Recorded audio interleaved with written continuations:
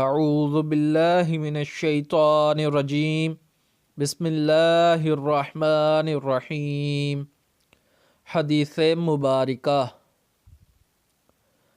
حدثنا عبدان قال اخبرنا عبد اللہ قال اخبرنا یونس عن الزہری وحدثنا بشر بن محمد قال اخبرنا عبد اللہ قال اخبرنا یونس ومعمر عن الزہری نحوه قال اخبرني عبید اللہ بن عبد اللہ عن ابن عباس قال كان رسول اللہ صلی اللہ علیہ وسلم اجود الناس وكان اجود ما يكون في رمضان حين يلقاه جبريل وكان يلقاه في كل ليلة من رمضان فيدارسه القرآن فلرسول الله صلى الله عليه وسلم اجود بالخير من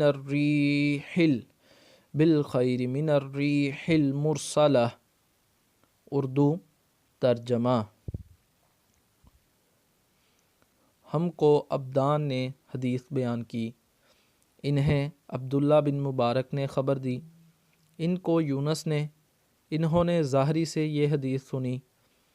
دوسری سندیہ ہے کہ ہم سے بشر بن محمد نے یہ حدیث بیان کی، ان سے عبداللہ بن مبارک نے، ان سے یونس اور معمر دونوں نے، ان دونوں نے ظاہری سے روایت کی۔ پہلی سند کے مطابق ظاہری سے عبداللہ بن عبداللہ نے، انہوں نے ابن عباس رضی اللہ عنہ سے یہ روایت نقل کی کہ رسول اللہ صلی اللہ علیہ وسلم سب لوگوں سے زیادہ جواز سخی تھے، اور رمضان میں دوسرے اوقات کے مقابل میں جب جبرائیل علیہ السلام آپ صلی اللہ علیہ وسلم سے ملتے بہت ہی زیادہ جود کرم فرماتے۔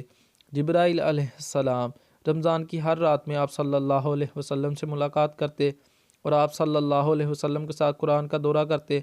گرد نبی کریم صلی اللہ علیہ وسلم لوگوں کی بلائی پہنچانے میں بارش لانے والی ہوا سے بھی زیادہ جود کرم فرمایا کرتے۔ English translation.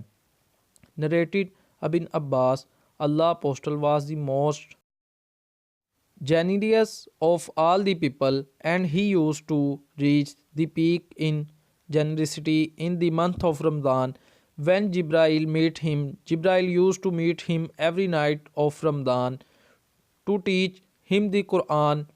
Allah Apostle was the most generous person, even more generous than the strong, uncontrollable wind in readiness and haste to do charitable deeds.